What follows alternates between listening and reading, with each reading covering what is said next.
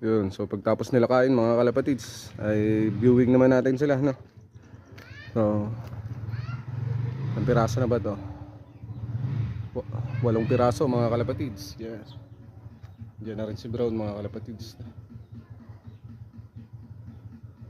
Nag-iisang brown natin dito mga kalapatids, no?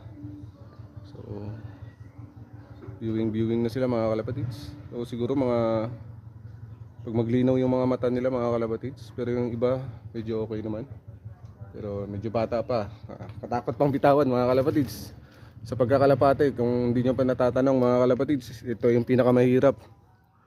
Yung magpa-batcher sa loop mga kalapatids, na hindi naman masyado. May ano kasi, may time kasi mga kalapatids na once na pumitik na sila mga kalapatids, minsan yung iba ay may nawawala. Pero sa akin, nangyari yun. Pero mga 3 days mga kalapatids.